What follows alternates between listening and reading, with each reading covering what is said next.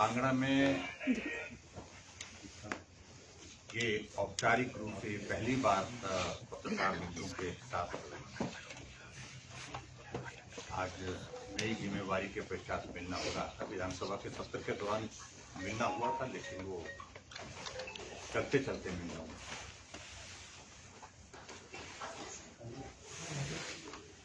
हिमाचल प्रदेश में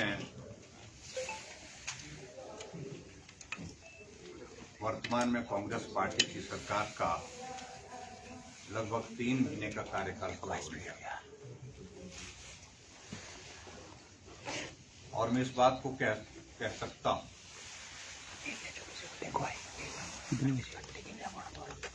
कि 3 महीने के कार्यकाल में किस तेजी के साथ कांग्रेस पार्टी का गिरा, लोकप्रियता का गिरा, शायद ही आज तक हिमाचल प्रदेश में किसी सरकार का लोकप्रियता का गिरा नहीं किया।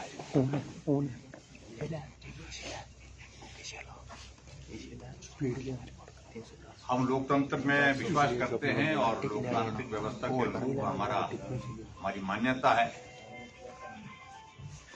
कांग्रेस को बहुमत मिला, हालांकि बहुमत भी इस प्रकार का मिला कि हिमाचल के इतिहास में पहली बार 0.9% का मात्र अंतर है। अन्यथा हिमाचल प्रदेश में सरकारें बनती रही 5%, 4%, 7% और इससे भी ज्यादा अंतर रहा। लेकिन बहुमत उनके पक्ष में था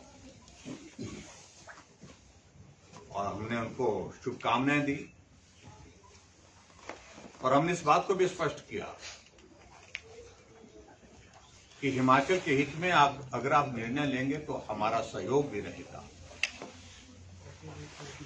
समर्थन भी रहेगा। लेकिन अगर जनविरोधी अगर निर्णय लेंगे तो निश्चित रूप से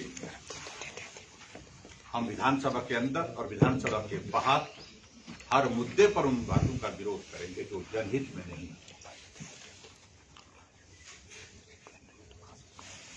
मित्रों, सरकार बनी और सरकार बनने के बाद एक शब्द का प्रचलन बहुत ज्यादा किया, व्यवस्था परिवर्तन,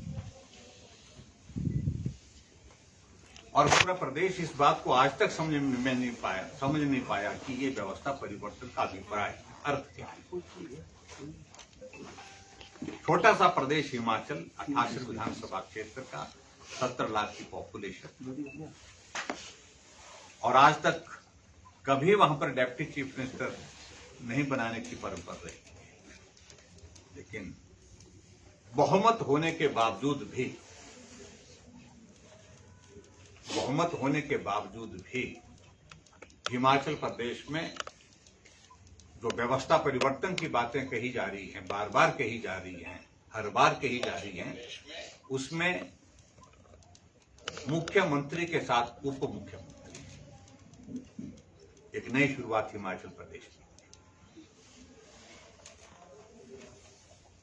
बहुमत अगर कांग्रेस पार्टी का नहीं होता और बहुमत के लिए गठजोड़ करने की आवश्यकता होती, ऐसी परिस्थिति में समझ में आता है हिमाचल प्रदेश में भारतीय जनता और हिमाचल विकास कांग्रेस पार्टी की सरकार भी बनी, लेकिन उसके बावजूद भी उप मुख्यमंत्री का दायित्व उस वक्त भी नहीं दिया गया था।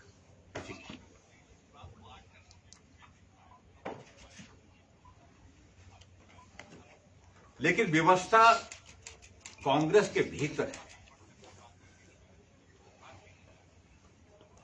जिसके कारण उप मुख्यमंत्री का दायित्व भी हिमाचल प्रदेश में देना पड़ा। और मेरा ये मानना है कि मैं हालांकि क्षेत्रवाद की राजनीति पर कभी बात नहीं करता, पूरा हिमाचल एक है और एक होकर के हमें आगे बढ़ना है। हिमाचल प्रदेश को आगे बढ़ाने के लिए सब लोगों को काम करना है। लेकिन ये भी बात हमको ध्यान में आती है, जब भी सरकार बनती है, मंत्रिमंडल का गठन होता तो उसमें संतुलन होता है, जातीय संतुलन होता है, क्षेत्रीय संतुलन होता है। कांगड़ा प्रदेश का सबसे बड़ा जिला, जिसमें 15 विधानसभा और 15 विधानसभा क्षेत्र में से 10 विधानसभा क्षेत्र जो है वो कांग्रेस पार्टी ने जीते हैं, 10 विधायक कांग्रेस पार्टी के। लेकिन जब मंत्रिमंडल के गठन की बात आई, पहले मंत्रिमंडल में तो स्थान किसी को मिला ही नहीं, मुख्यमंत्री और उप मुख्यमंत्री हुए। लेकिन जब मंत्रिमंडल के विस्तार को लेकर के बातचीत चली हुई थी, बहुत चर्चा थी, ये होंगे वो होंगे, लेकिन आखिरकार कांगड़ा, जिसने सरकार बनाने में बहुत महत्वपूर्ण योगदान दिया, उस कांगड़ा को मात्र एक पद मंत्रिमंडल में दिया गया। और हमारी स्पष्ट मान्यता है, हमने हिमाचल प्रदेश में हमारी सरकार के दौरान हमने मंत्रिमंडल में शुरू के दौर में ही हिमाचल प्रदेश में कांगड़ा जिले को चार स्थान दिए।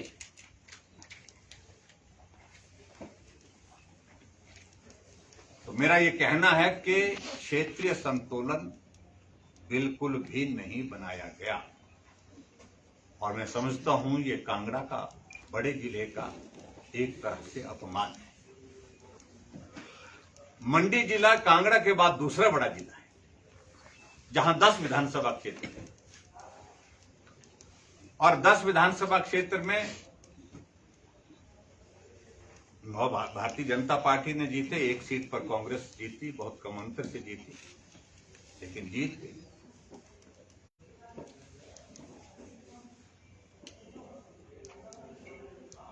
और वहां पर एक भी अभी तक जो है पद जो है वो नहीं दिया गया, एक भी मंत्री नहीं बनाया गया।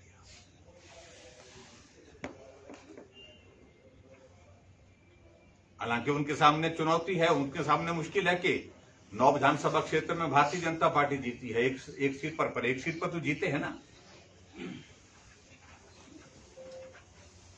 पूरे हिमाचल के 2 बड़े जिले कांगड़ा और मंडी, जो सबसे बड़े जिले, क्षेत्रीय संतुलन की दृष्टि से मेरा ये मानना है कि दोनों बड़े जिलों को नजरअंदाज किया गया, जो बहुत ही दुर्भाग्यपूर्ण है, जो आज तक हिमाचल के इतिहास में कभी नहीं।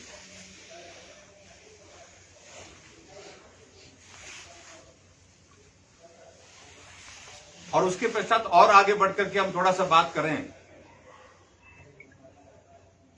सरकार बनने के पश्चात 11 तारीख को सरकार बनती है, 12 तारीख से तालाबंदी शुरू हो जाती है। और क्या किया, तारीख 1 अप्रैल 2021 के बाद जितने भी संस्थान हिमाचल प्रदेश में डेवलपमेंट के लिए जो हमने खोले थे, भारतीय जनता पार्टी की सरकार ने खोले थे, उनको बंद करने के, उनको डिनोटिफाई करने की जो है प्रक्रिया तेजी से। हमें समझ आता कि अगर उसके लिए रिव्यू करने का एक प्रोसीजर अडॉप्ट किया होता,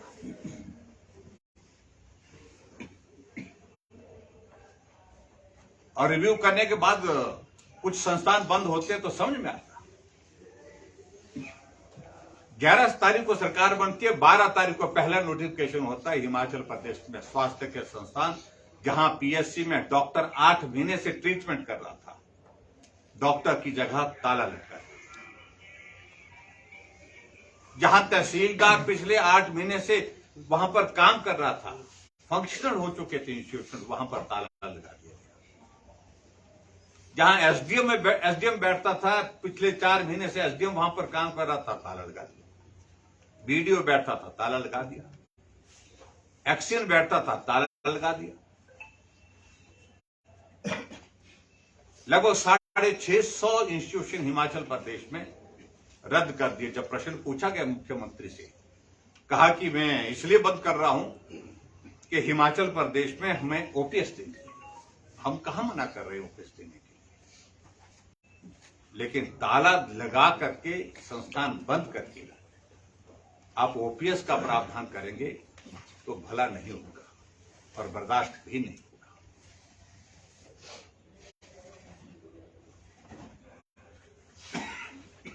और एक चीज को लेकर बार बार कहने की उनकी आदत पड़ गई है कि बजट में प्रावधान नहीं था। पिछले 50 वर्षों जो संस्थान खोलने का, संस्थान चलाने का जो मैकेनिज्म हिमाचल प्रदेश में रहा है, उसी व्यवस्था के अनुरूप संस्थान खोले गए। संस्थान तब खोले जाते हैं जब मुख्यमंत्री किसी विधानसभा क्षेत्र में जाता है, वहां के जनप्रतिनिधि, वहां के विधायक मांग उठाते हैं कि हमारे क्षेत्र के विकास के लिए संस्थान की आवश्यकता है, और मुख्यमंत्री सारी चीजों का आकलन करने के बाद अपने विवेक के आधार पर वहां पर घोषणा करते हैं, और वो घोषणा कैबिनेट के एजेंडे के रूप में कैबिनेट में प्रस्तुत होती है, और कैबिनेट उसका निर्णय करती है, कैबिनेट फैसला करती है। इसलिए मेहरबानी करके हम उनको कहना चाहते हैं, मुख्यमंत्री महोदय जी को, हमारा मार्गदर्शन आप मत करिए। संस्थान कैसे खोले जाते हैं? वीरभद्र सिंह ने 1 महीने में 21 डिग्री कॉलेज खोले थे हिमाचल प्रदेश में जाते हुए, और जितने भी डिग्री कॉलेज खोले गए थे, जहां एडमिशन 5 हुई थी, 6 हुई थी, 10 हुई थी, जो फंक्शनल कर दिए गए थे, हमने सबके सब चलाए। मेरे विधानसभा क्षेत्र में डिग्री कॉलेज खोला, 4 दिन पहले खोला। आनंद फानंद में बच्चों के 6 बच्चों की एडमिशन करा करके उसको फंक्शनल करने के आदेश कर दिए, और शिमला से ही वहां पर पत्थर लगा करके, ना जमीन थी ना बजट था, उसके बाद शिलान्यास करके वहां पर पत्थर छाप दिया, पत्थर लगा दिया। हमने उसके बावजूद भी चलाया।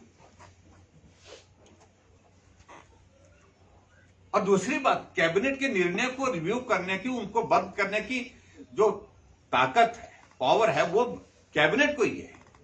कैबिनेट कॉन्स्टिट्यूट हुई नहीं है, कैबिनेट के बिना ही विधायकों की कमेटियां बना करके उन्हें इस प्रकार से जो है वो संस्थान रद्द करने की प्रक्रिया जो दुर्भाग्यपूर्ण है। और इसमें भारतीय जनता पार्टी ने यह तय किया है कि हम सिग्नेचर कैंपेन जहां जहां भी संस्थान बंद हुए हैं उसको लोगों के बीच में जाकर के, लोगों ने मांग की थी, उनकी मांग पर हमने संस्थान खोले थे, बस सिग्नेचर कैंपेन चल रही है। और आने वाले समय में उन मुद्दों को लेकर के हमको सड़क पे भी उतरना होगा, तो निश्चित रूप से वो भी करेंगे।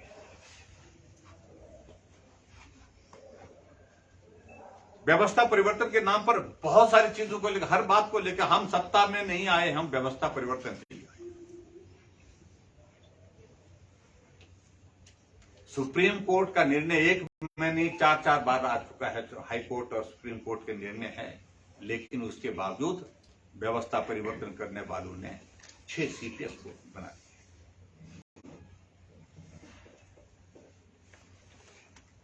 कैबिनेट के दर्जे के साथ जो है उनके जो साथी, सहयोगी, जो उनके मित्र है, पूरी मित्र मंडली, कुछ लोगों का तो कहना भी यहां तक हो गया कि सरकार ना तो विधायक चला रहे हैं, ना मंत्री चला रहे हैं,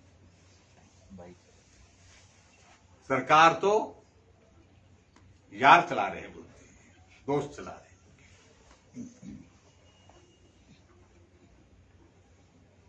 कैबिनेट मंत्री के दर्जे के साथ, और उनके कुछ एक तो लोग ऐसे हैं कि जो डिस्ट्रिक्ट एडमिनिस्ट्रेशन को फोन करके कहते हैं कि हमारा टूर है, पायलट आगे लगाओ, पहले पायलट के साथ चल रहे हैं। आखिरकार किस प्रकार का ये व्यवस्था परिवर्तन है? और विचित्र बात यह है कि हिमाचल प्रदेश में ऋण को लेकर के बहुत शोर डाल रहा है, हर बात को लेकर के ऋण लिया है, जैसे कि इन्होंने ऋण लिया ही नहीं, हमने ही। और मैं एक बात बड़ा स्पष्ट करना चाह रहा हूं कि हिमाचल प्रदेश में ये सरकार आने के बाद बार बार कह रहे हैं कि 75,000 करोड़ रुपए का ऋण हमारे ऊपर, 75,000 करोड़ रुपए जो सही आंकड़ा है। बीजेपी की सरकार में 48,000 करोड़ से ज्यादा का ऋण उन्होंने लिया होता, उसके बाद ऋण पहुंचा 69,600 करोड़, 75,000 करोड़ रुपए जो अपने कार्यकाल में उन्होंने ऋण ले लिया। दिसंबर के महीने में ले लिया 1,000 करोड़, और उसके बाद 1,500 करोड़ रुपए बाद में ले लिया। अभी 2,000 करोड़ रुपए और लेने जा रहे हैं। कर्ज की लिमिट आखिरकार 4% से बढ़ा करके 6% करनी पड़ी है, लेकिन उसके बावजूद कहते हैं कि ऋण हमारे ऊपर है। और 75,000 करोड़ बार बार कहा, लेकिन अब क्या कर दिया कि एरियर को मिला करके, डीए को मिला करके, और इंस्टीट्यूशन जो हमने खोले हैं उनका भी 5,000 करोड़ का उसमें डाल करके, पता नहीं क्या कहां से इकोनॉमिक्स, नई इकोनॉमिक्स उनको कौन एडवाइजर है उनको जो समझा रहा है, और कहा जाकर के कह रहे कि 95,000 करोड़ रुपए जो है ऋण हिमाचल के ऊपर। तो फैक्ट्स है वो फैक्ट्स। एक मुख्यमंत्री का ऐसा तथ्य के आधार पर नहीं बोलना जो है वो लोग आज की तारीख में उसको स्वीकार नहीं करते भाई, उनको इस बात को समझना होगा।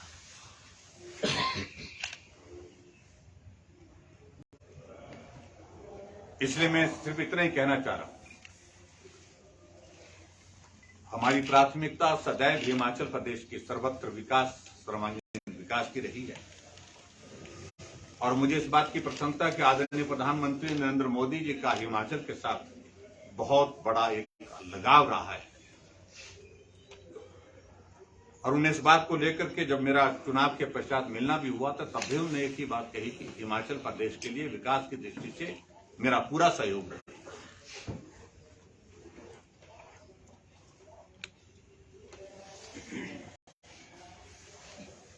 और धर्मशाला, खासतौर से कांगड़ा जिला में प्रधानमंत्री जी का कितनी बार आना हुआ। यहां पर जब मेरा 1 साल का कार्यकाल पूरा हुआ तो प्रधानमंत्री जी धर्मशाला आए। जब 2 साल हमारे पूरे होने के होते तो ग्लोबल इन्वेस्टर्स मीट हमने धर्मशाला में की, प्रधानमंत्री जी उसमें आए। इसके अलावा और कार्यक्रम जो चुनाव के दिनों के कार्यक्रम अलग तरह के थे, लेकिन उसके बावजूद चीफ सेक्रेटरी की कन्क्लेव जहां पर होती है उसमें प्रधानमंत्री जी यहां पर आए और एक रात ठहरे।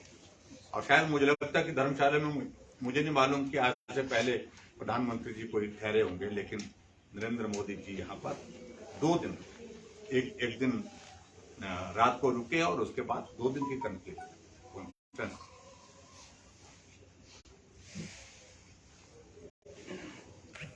स्मार्ट सिटी के लिए जो सहयोग देना था, जो पैसा देना था, वो पैसा उन्होंने दिया। 343 करोड़ के रुपीज का जो पूरा तो सेंटर की जो का शेयर बनता था वो दिया गया। 50 करोड़ के करीब अभी हाल ही में दिया। वो सीधा बताता है इस बात को लेकर के कि हमारी प्राथमिकता हिमाचल प्रदेश में, हम सत्ता में नहीं है लेकिन उसके बावजूद भी हमारी प्राथमिकता हिमाचल का विकास। अभी हाल ही में बल्क ड्रग फार्मा का जो पार्क हमको हिमाचल प्रदेश में मिला 250 करोड़ रुपए, 250 करोड़ रुपए उसके लिए एक इंस्टॉलमेंट जो उसकी रिलीज कर दी सरकार कांग्रेस पार्टी के। लेकिन उसके बावजूद हिमाचल अपना है, हिमाचल आगे बढ़ना चाहिए, हिमाचल प्रदेश में इंडस्ट्री लगनी चाहिए, काम करना चाहिए और हमको केंद्र से उसमें सहयोग करना, ये प्रधानमंत्री जी की सोच है।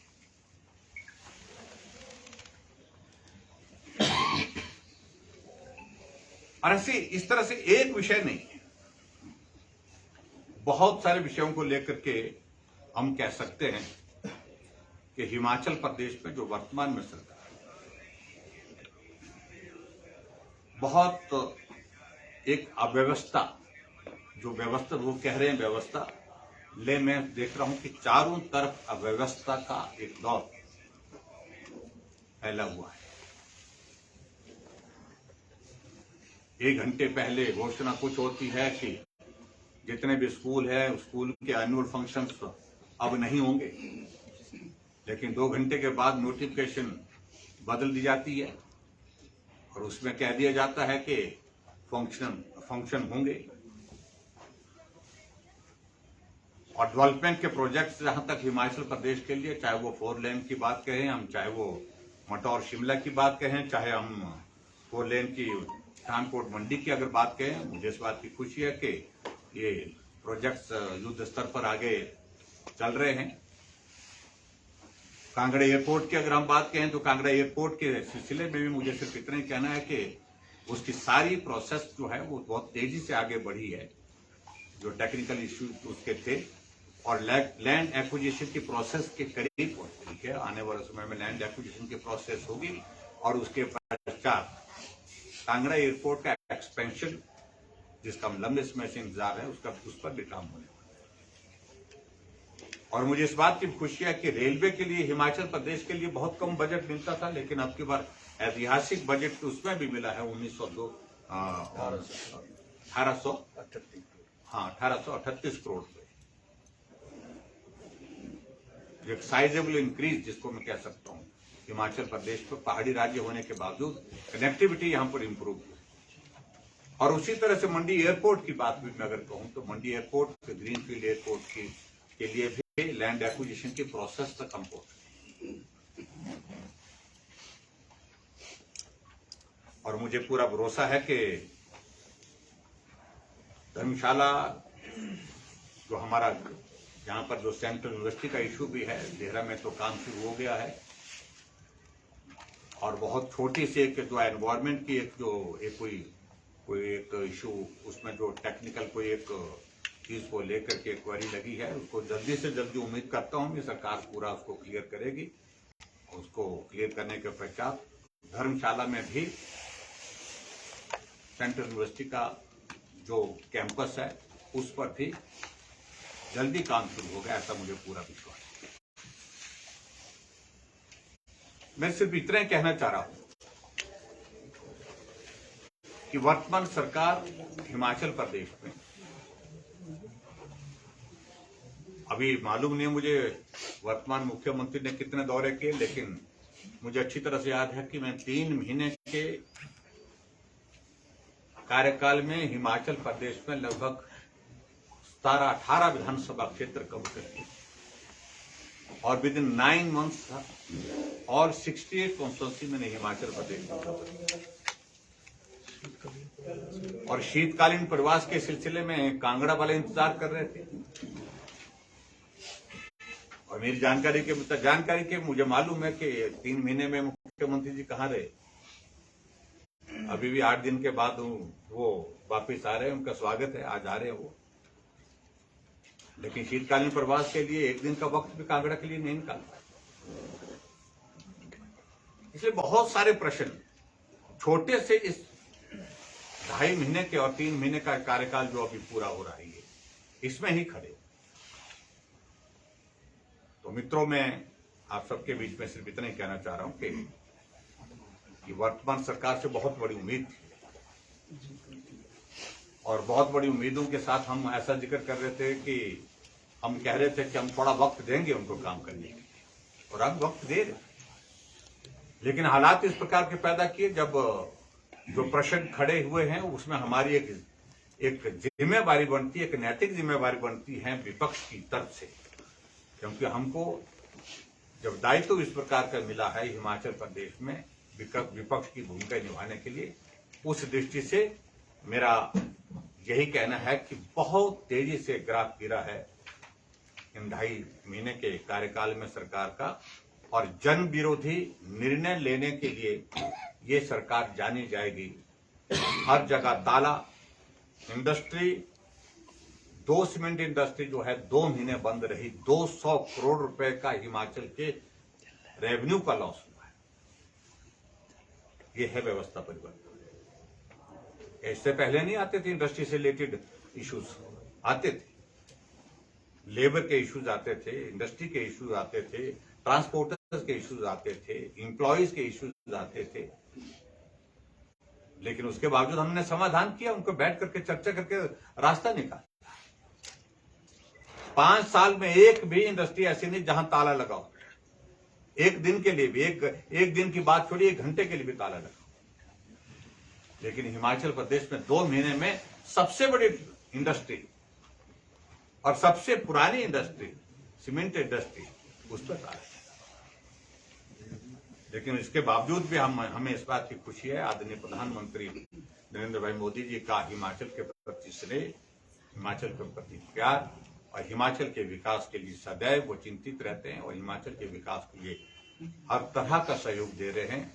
और G20 का इवेंट भी धर्मशाला में निर्धारित हुआ है, इसके लिए भी मैं आदरणीय प्रधानमंत्री जी का अभिनंदन करता हूं। हम पूरे हिमाचल प्रदेश को आगे बढ़ाने के लिए मिलकर के काम करेंगे। ये प्रधानमंत्री जी ने पहले भी कहा है, आज भी उनने अपनी बात से इसको साबित किया है। मुझे तो सिर्फ इतनी बात कहनी थी, मेरी ओर से इतनी है बात। बाकी बातें आप सर एक्सपेंशन को लेकर सर आप क्या कहते हैं? एक्सपेंशन होना चाहिए कि ये देखिए, उसमें लोकल लोगों का इश्यू स्वाभाविक रूप से उनको सुन करके उसका समाधान निकालना चाहिए, क्योंकि जरूरत हिमाचल प्रदेश में आज की तारीख में इस चीज की है कि हम अपनी कनेक्टिविटी को इम्प्रूव करें। मैं समझता हूं कि धर्मशाला से बेहतर टूरिस्ट डेस्टिनेशन कोई और हो नहीं सकता, लेकिन कनेक्टिविटी इशू है और लोकल लोगों के साथ बैठ करके चर्चा करेंगे और उसमें सब तरह से सहयोग करेंगे। लेकिन मेरा कहना है कि एयरपोर्ट का एक्सपेंशन होना चाहिए, ताकि वो पूरे हिमाचल के लिए एक बहुत बड़ी देन है।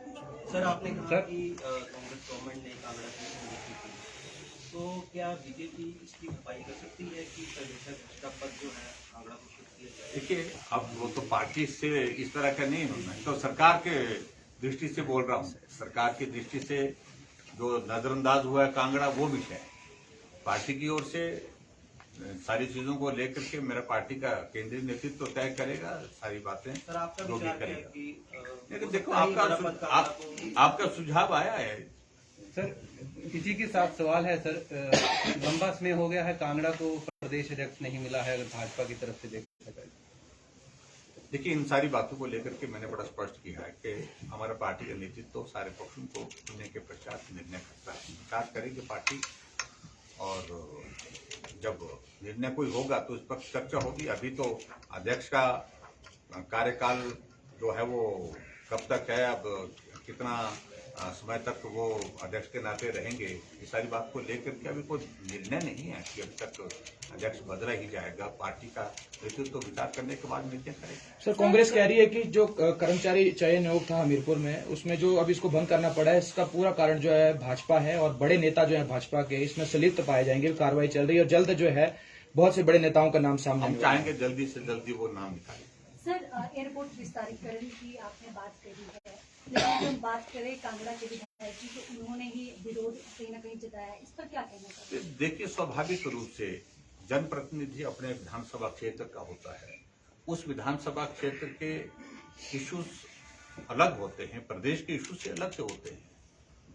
स्वाभाविक रूप से जब एक्सपेंशन होगा उस विधानसभा क्षेत्र में कुछ लोगों की जमीन जाएगी, और जमीन जाएगी तो उनका एतराज होता ही है। जिनकी जमीन जाती है होना भी चाहिए, उसमें कोई, लेकिन मैं कह रहा हूं कि उसका बैठ करके समाधान निकलता है। डेवलपमेंट का कोई प्रोजेक्ट कहीं आता है, उसमें इस प्रकार के इश्यूज रहते हैं और स्थानीय प्रतिनिधियों को स्थानीय जनता के साथ ही खड़ा होना होता है। इसमें कोई दो राय नहीं है, कोई नई बात नहीं है, सभी जगह इस तरह की स्थिति होती है। लेकिन हम बैठ करके उसका कोई रास्ता निकालने की कोशिश करेंगे।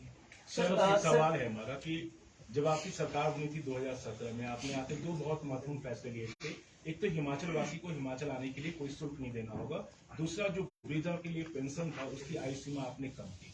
बीच में चलो कोरोना आया, कई सारे आपने स्वास्थ्य के दृष्टिकोण से कई सारी योजनाएं लाई, लेकिन पूर्व मुख्यमंत्री और वरिष्ठ नेता शांता कुमार ने कहा कि भारतीय जनता पार्टी जो है वो खुद की वजह से चुनाव हार गई। अब आप चूंकि पहली बार प्रतिपक्ष नेता के तौर पर यहाँ प्रेस वार्ता में है, हम ये समझना चाहते हैं कि इतनी अच्छी अच्छी योजना लाने के बाद कांग्रेस की लोकप्रियता कैसे बढ़ गई और आपको चुनाव का हार का मूल क्यों देखना? देखिए, एक बात मैं बड़ा स्पष्ट कह रहा हूं कि कांग्रेस लोकप्रियता की वजह से सत्ता में नहीं आई है,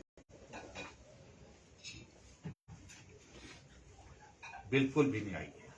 अगर लोकप्रियता की अगर आप देखें तो हमको जनादेश की अगर बात कहें तो जनादेश को पूरे हिमाचल प्रदेश की जनता ने किसको कितना वोट दिया, तो वो फर्क सिर्फ 0.9% है। मामूली अंतर है, जिसको कह सकते हैं बहुत मामूली अंतर है।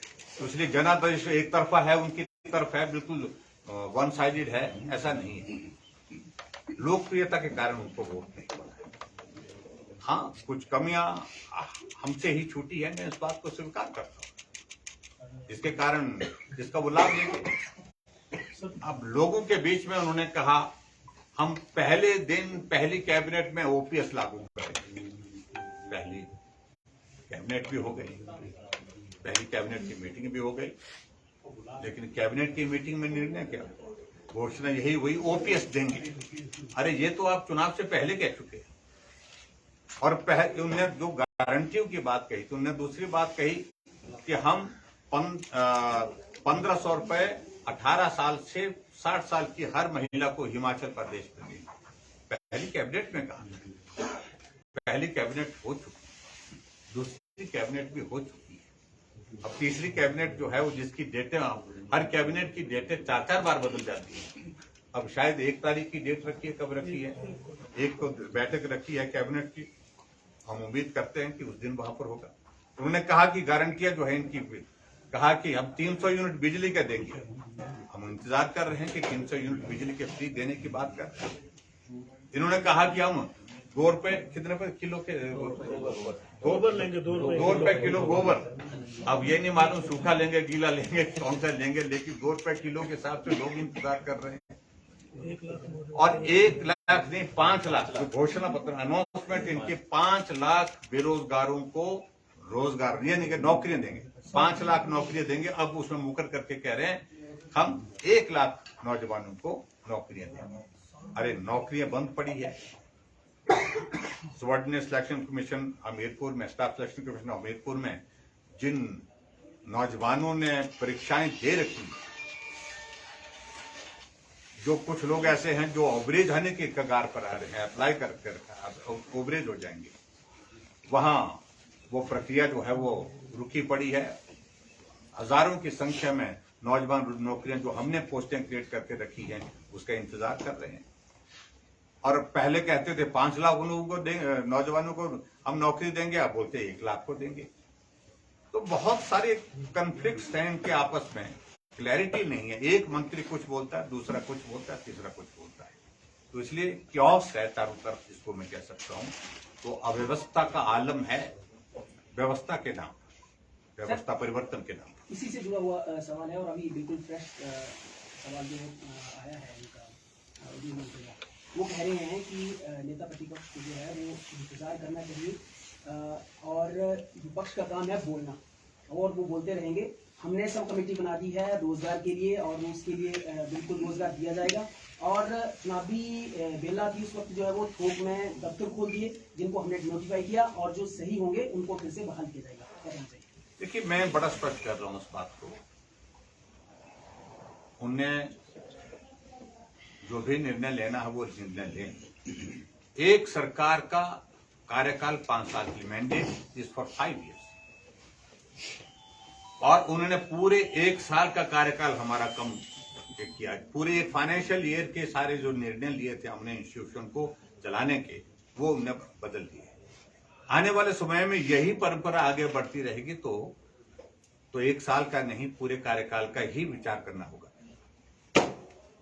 और मुझे मालूम नहीं कांग्रेस पार्टी की सरकार कितने दिन रहेगी, मैं उस बारे में अभी कुछ कहना नहीं चाह रहा हूं। लेकिन मैं इतना जरूर कह रहा हूं, आने वाले समय में भारतीय जनता पार्टी की सरकार, इनका कार्यकाल चाहे 6 महीने का रहे, चाहे साल का रहे, जो भी रहे, 5 साल तो मुश्किल लग रहा है, बिल्कुल मुश्किल लग रहा है। जो हालात है, लोग बोल रहे हैं, चौक चौराहे पर बोल रहे हैं।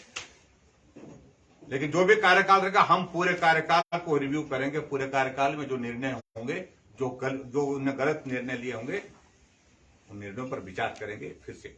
सर कांग्रेस पार्टी ने आउटसोर्स कर्मचारी जो है इनको भंग कर दिया, इनको जॉब से निकाल दिया, इसके लिए क्या कहना चाहेंगे आप? देखिए मैंने इस बात को लेकर के कहा है, जो गलत करने वाले लोग उनके खिलाफ सख्त कार्रवाई होनी चाहिए। राजनीतिक भाषा में बात मत करें। जो दोषी लोग हैं उनको चिन्हित किया जाए, उनके खिलाफ जो कार्रवाई होनी चाहिए। मेरा यह मानना है, कर्मचारी आयोग जो वहां पर बनाया गया था, स्टाफ सिलेक्शन कमीशन, इसलिए बनाया गया था ताकि भर्ती की प्रक्रिया को जल्दी से पूर्ण किया जाए। और उस तरह से जब कुछ लोगों ने गलत किया है तो उसकी सजा ये नहीं होनी कि उस संस्थान को ही आप बंद कर दें। मैं इस निर्णय को सही नहीं मानता हूं कि संस्थान बंद करना उचित नहीं है। और संस्थान बंद करने के पीछे, उनके पीछे एकमात्र एजेंडा, वो ये एक एजेंडा था कि भारतीय जनता पार्टी की सरकार के दौरान यहां पर जो चेयरमैन मेंबर्स हैं वो चुने गए, वो लगाए गए थे, उनको हटाने का रास्ता निकाला। और दूसरी बात मैं ये भी कहना चाह रहा हूं, मैं किसी का पक्ष नहीं ले रहा हूं, गलत हुआ है तो उसका समर्थन करने का सवाल ही पैदा नहीं होता है, कार्रवाई करें। और जहां जिस प्रकार से वहां घटनाक्रम घटित हुआ है और जिस प्रकार से उस संस्थान के अंदर जो है जो लोग इस प्रकार गड़बड़ी करते थे, उनको बिल्कुल स्पष्ट किया जाए, उनके खिलाफ कार्रवाई तुरंत की जाए। लेकिन जो नौजवान जिन्होंने अप्लाई किया है, जिन्होंने रिटन टेस्ट दे दिया है, जो अपने नौकरी का इंतजार कर रहे हैं, मेहरबानी करके उनको नौकरी जल्दी से जल्दी मुहैया कराई जाए, ये मेरे कहना है। सर, मुख्यमंत्री जहां भी जा रहे हैं सार्वजनिक मंचों में एक ही बात कह रहे हैं कि भाजपा हिंदुत्व की बात करती है, लेकिन हमने 90% हिंदू वाली स्टेट में जो है वो भाजपा को हराया है। देखिए, वो बहुत विचित्र, मुझे मालूम नहीं वो क्या संदेश देना चाहते। वो पूरे राष्ट्रीय अधिवेशन में अपनी जहां पहली बार उनको मंच पर जाने का अवसर प्राप्त हुआ, वहां पर बोलने का अवसर प्राप्त हुआ, पूरे देश में खबर बनाने के लिए उन्हें इस प्रकार से अपने नेताओं को खुश करने के लिए हिंदुओं का अपमान करना, हिंदुओं के खिलाफ इस प्रकार की टिप्पणी करना, ये बहुत दुर्भाग्य। खुद ही उन्होंने कहा कि 97%